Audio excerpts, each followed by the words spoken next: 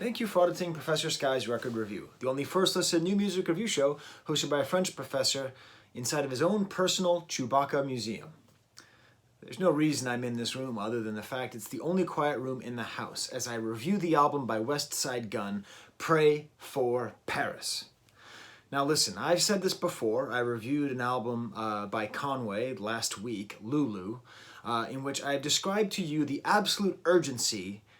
You just have to believe me. You have to get on board with Griselda as quickly as you can. The question I ask is, are they the greatest hip-hop group out there right now? They put themselves forward as the last real hardcore rap group out there, and they may even be so. You might be like me. Listen, I like to say, my ignorance is profound. I don't know way more than I do know, even about music, even about rap. I only discovered Griselda with their last album from like the end of last year. And the only Griselda I've ever listened to was that record, the record by Conway that I reviewed, and this record right now. They each put out like 2 or 3 albums like a year. It's crazy how prolific they are. But you need to jump on board if you are not already. Please excuse the sound of my dog downstairs. Even in the quietest room in the house, Toby respects nothing. He's a cold-blooded video killer. So let me talk to you a little bit about what makes Griselda so amazing. I mean, the easiest comparison to make is with the Wu-Tang Clan. By that I mean it's a collective, and the collective puts out albums together, and they also put out individual albums. All of the albums fit in together in the same general thematics of growing up and living in Buffalo, selling crack and being a criminal. All of them are pretty much orchestrated, or many of them, all the Griselda albums are orchestrated by one producer who produces a couple tracks on this album as well, and it creates a very gritty, dark soundscape. And they're not just rapping about having money and being fly, like they're rapping about crime in a way that's exciting, fun, and interesting in a way that only gangster rap can do. Each member has their own personality. So when each member releases a solo album, it like feeds into this greater sense of Griselda, which is what Wu-Tang was able to do. When you listen to the GZA's album, you were not feeling like you were listening to his album. You were simultaneously listening to his album and the next Wu joint. The big difference, of course, is that Griselda is not Wu-Tang Clan, at least not yet. They're not quite there yet. But I don't know if they're actually trying to be. You see, Westside Gunn, who did this album, Pray for Paris, I believe released 4 albums last year, or at least 4 albums in the last 12 months. So when I say that they're prolific, that's good and that's bad. It's good because most of it is quality. But it's bad because it's not like they're distilling down and only putting out the absolute best of everything they possibly could. That is, I believe, a result of this time that we live in which you just got to create content, you know? I put out 270 videos. I'm just pushing out content. I'm pushing it out, and I'm not always refining it as well as I could, because what matters most is consistency of production, not necessarily always consistent top quality.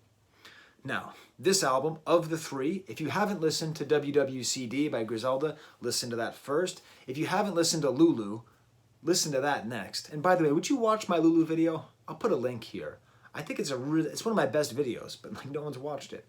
And then I would listen to this. This is my 3rd favorite of the very small amount of the Griselda catalog of which I am familiar. Let me give you what I will call, I like to do this at the beginning of many videos, the West Side equation. What is it that makes a Westside Gunn song a Westside Gunn song? The trademarks, the signatures.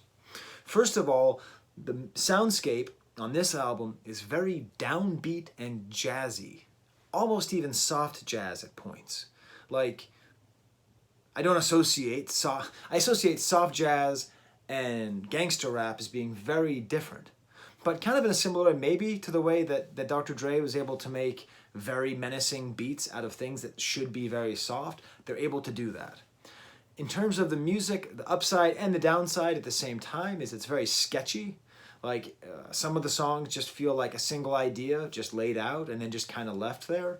This is part of this rapid fire production. Speaking of rapid fire, that's his style of rapping. He just flurries of words just fly out in a very, very high-pitched and annoying voice. Now, I'm saying it's annoying, but I like it. Some of the best voices out there are voices that are annoying that you like. I mean, in hip-hop, Ghostface has an insanely annoying voice, but it's one of my favorites. Flava Flav had a very annoying, intentionally aggravating voice, also one of my favorites. This is a similar kind of way where it's kind of a break point, you know, either you like it or you don't. But he's very high up there, and quite often he'll sing. And I'll get into who he reminds me of when he sings. If you want to stick around to the video, I make a comparison that I think will blow your mind, but I think is really good. Along with this sort of relentless flow are these lyrics. They're like about crime, but I would say that the lyrics of Westside are atmospheric. It's the form of them that matters and not the content. With the exception of the parts where he sings, I don't pay attention to anything he says. Like, I can't make it out. Like, I can't figure out, like, what's he saying, what's he not saying. It's more just the feeling that these rapid-fire, high-pitched, well-delivered, good flow notes come out at you. But they're not particularly memorable. And of course, he's most famous for his non-stop ad-libs. Listen, I love these ad-libs. This is another make or break moment for the album. Basically, every song contains him going just constantly. And woo, woo, woo, woo.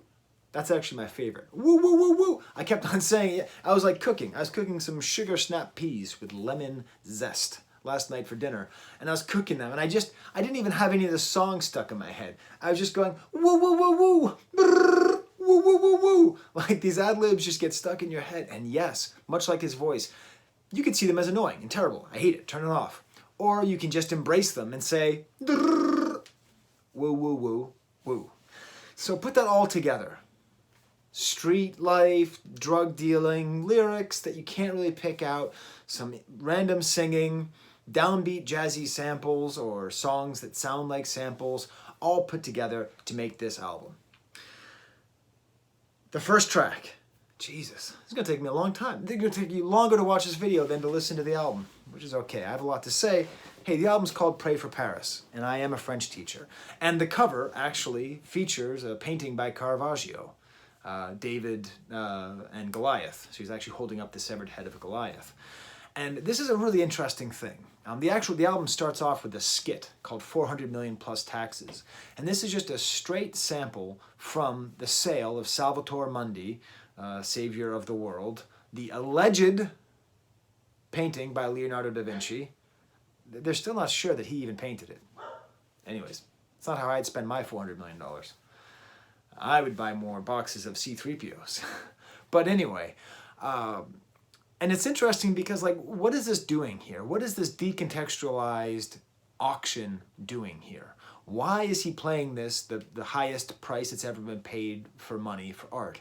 And it all kind of ties in to one of this theme that pops up in rap music that I would love to discuss, and I will discuss on this channel as we go on.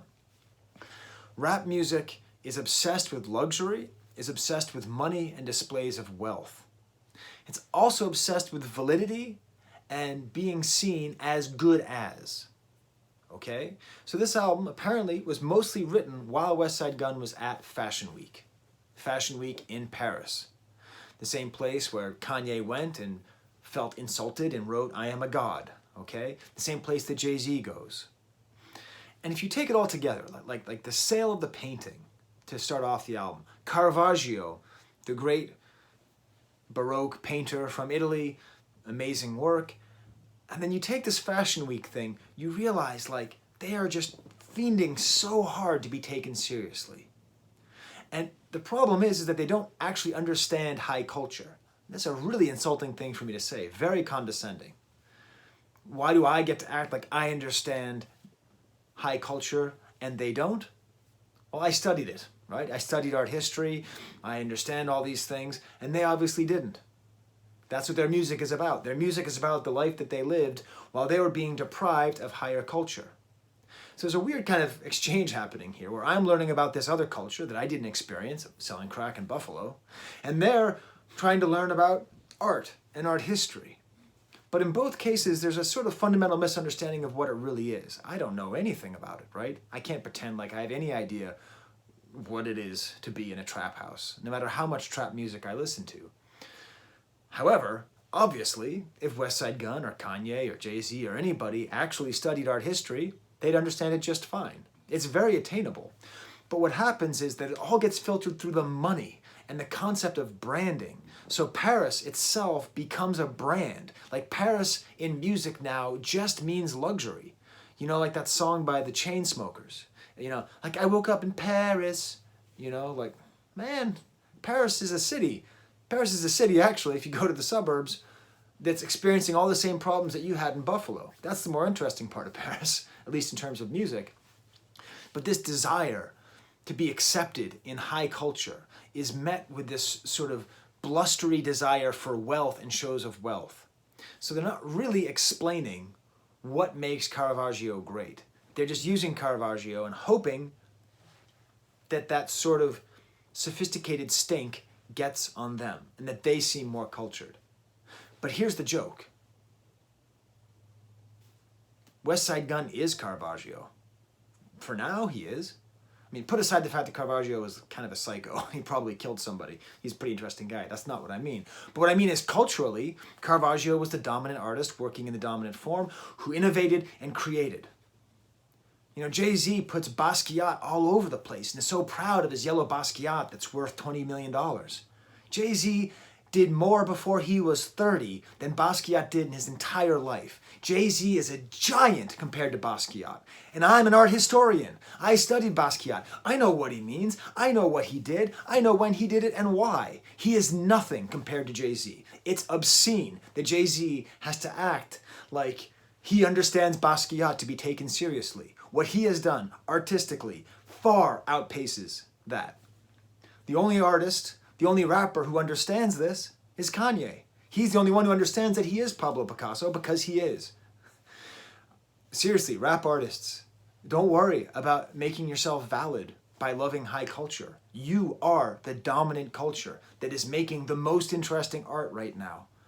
You don't need to talk about Leonardo da Vinci or Caravaggio. It's you. Okay.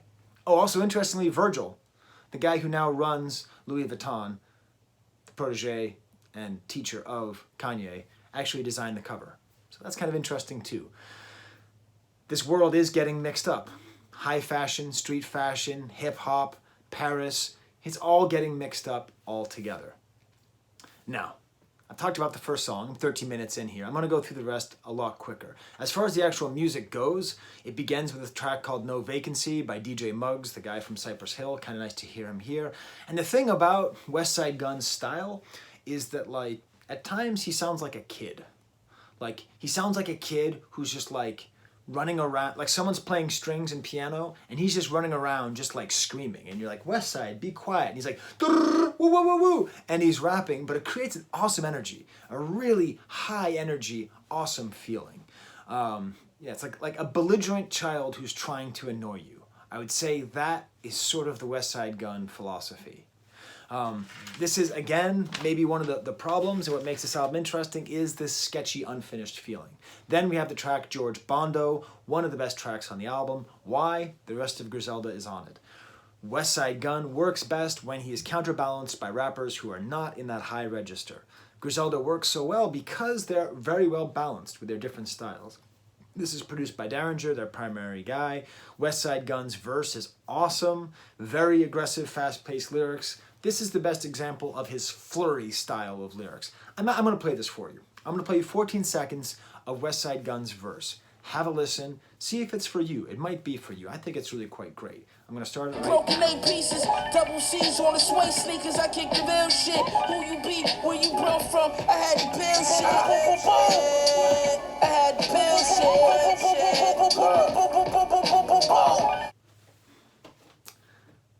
Okay. I hope you heard what I heard. The more you listen to Westside Gunn, the more you like it, the less annoying it gets.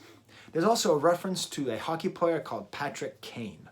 Now, he didn't play for the Buffalo Sabres, but the fact that they are making casual hockey references makes them the most Buffalo band you could possibly have. The most Buffalo group. What other rap artists are making casual reference to like superstar hockey players that aren't Wayne Gretzky. Basically none. This really makes me like them a lot more. Obviously, I'm from Western New York as well. There's a cool, weird skit that ends it that sounds like they're all trying to imitate DMX. It's quite nice. Then comes the track 327. This is the song that I did a complete 180 on. I started off hating it because it says Pray for Paris in the beginning. And if you don't know, Pray for Paris is what they said after the terrorist attacks at the Bataclan. So like, none of this is about praying for Paris. Like, this isn't like Pray for Paris, may they be okay. It's pray that I make it to Paris. Not actual Paris, but the Paris in my mind, whatever Paris represents to me. High fashion, legitimacy. Jesus Christ, I've been looking for the word legitimacy the whole video. I've been hiding it from you, audience. The whole time I was saying validity, I was looking for the word legitimacy, but I don't write scripts, I just talk, and I didn't have the word. The legitimacy that comes with being in Paris. That's what they're praying for. I thought it was, my initial notes were kind of weak, too soft of a chorus. But then I was wrong. And the main reason I was wrong is Tyler, the Creator, has a verse at the end of this that is my favorite Tyler, the Creator verse. It's just awesome. The way he plays with language. I think he says, yes, I am is, or yes, I is I, something like that. Yes, it's this great verse. And his voice, I would love to hear an entire album, Tyler and Westside, because his voice is the perfect mixture of like cool and idiosyncratic that matches very nicely with Westside's. Excellent, excellent track. Just awesome. Perfect. Actually perfect. It's perfect. And I hated it the first time I listened to it. The next track, French Toast. As a French professor, this was too much for me. I'm sorry to say. But just talking about the Eiffel Tower and kind of a gross sex song with a French woman, it's okay. The only bit I like is the way that he sings, and he's totally unafraid of how he sings. Completely fearless. Eurostep is just like a sketch. It's like half a song, but it's good. Very aggravating vocals and sample. Then the song Allah Sent Me. And I promised you I would make a weird comparison about who Westside Gunn reminds me of. He commits to singing and sings in a manner very, very similar to Biz Markie. And I'm not talking about Just a Friend. If you haven't explored the back catalog of Biz Markie, he is probably one of the top 10 rap geniuses of all time, and I'm not being hyperbolic. He's amazing. Produces, raps, own flow, beatboxes, and another giant, who's more important than Basquiat. But the way that Westside Gunn sings so fearlessly, without auto-tune, without vocoder, without distortion, he just does it, just complete abandon. And the only person I've ever heard that reminds me of that is Biz Markie. So that's my highest possible compliment. He's Biz Markie, just 2 octaves higher.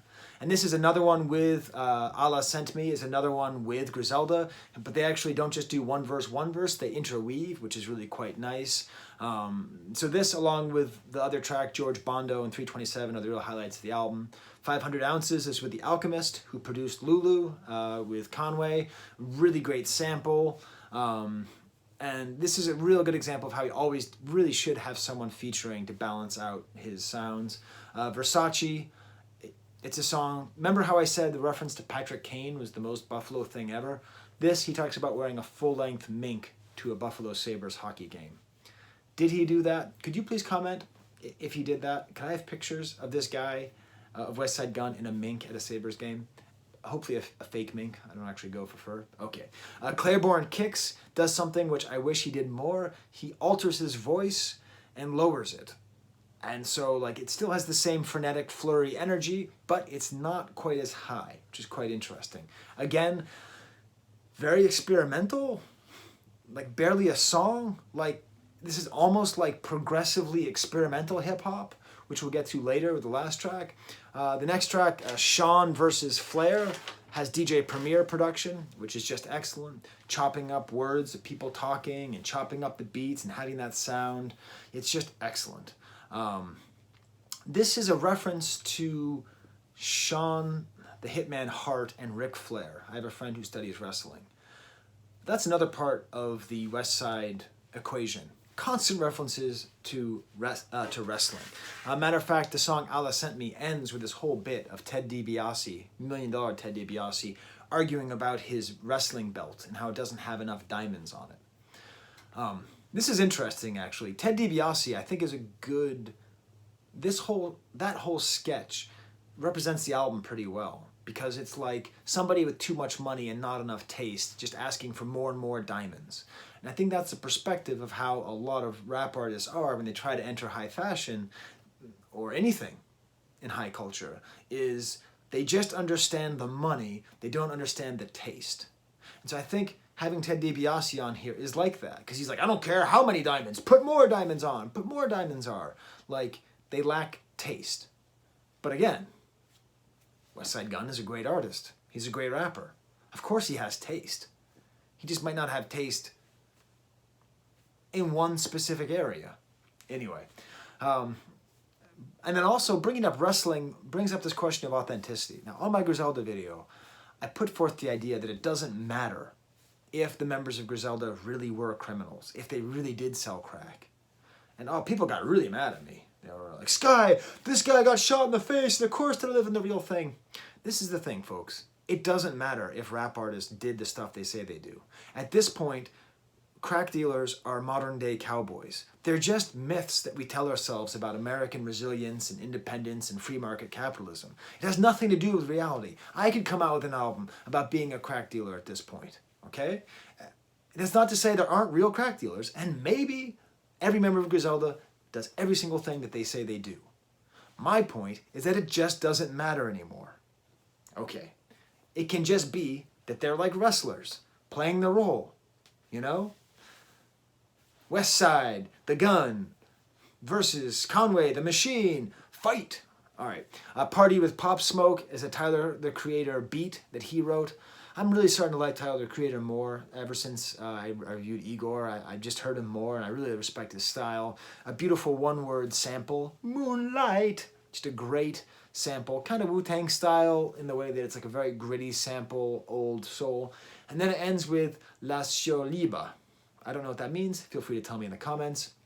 Which I believe has the first ever instance of tap dancing in rap music, mixed in with super loud experimental gospel sounds.